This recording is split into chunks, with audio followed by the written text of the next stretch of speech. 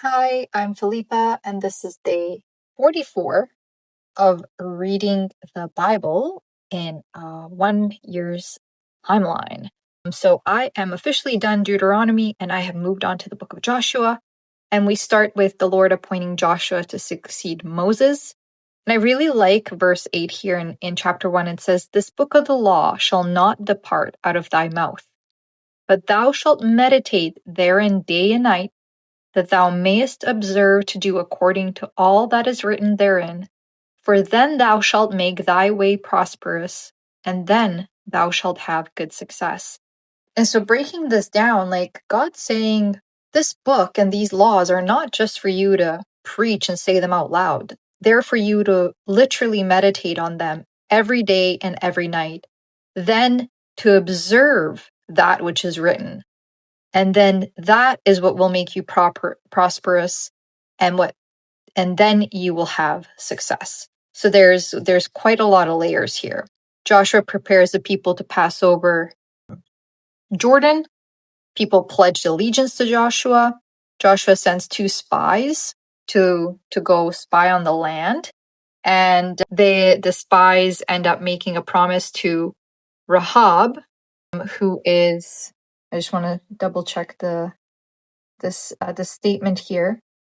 But yeah, Rahab is a woman, a harlot's house, and she basically says, "I've actually heard about your God, and I've heard about what you guys are doing and how you're taking over the land." She says here in verse 11, "And as soon as we had heard these things, our hearts did melt, neither did there remain any more courage in any man because of you. For the Lord your God, he is God in heaven above and in earth beneath." So she's saying, like, we've heard about your God. We've heard about what he's capable of. We've heard about your nation coming over to take our land. So because I'm sheltering you and protecting you because you're spies coming to, see what this land is about before you attack us, please spare me and my family, my sister, my brothers, and all our things. And they basically say, okay, we will do that. But, we'll keep your word and you keep your word, essentially keep hiding us. And so then she tells them to go escape up the mountain as they're being pursued by the king's men, and to wait it out. And then they end up surviving and they go to Joshua. And it says, excuse me, in chapter or verse 24, it says, "And they said unto Joshua, Truly the Lord hath delivered into our hands all the land, for even all the inhabitants of the country do faint because of us." So world traveled around. They crossed the Jordan River, and God essentially lifts up the river so that people can pass through it safely, just like he parted the Red Sea.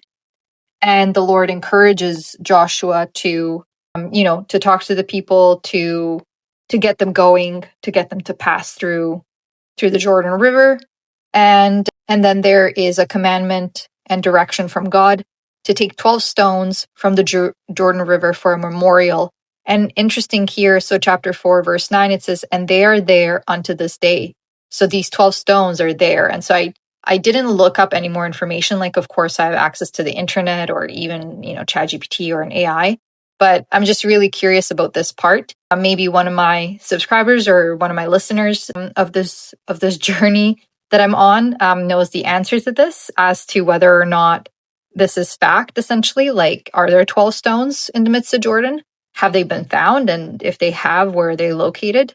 But otherwise, perhaps in a few days' time, I'll take a look into this so I can satisfy my curiosity. And then God returns the water back into Jordan. The 12 stones are set up in Gilgal. And there's a preparation for Passover. And that's it.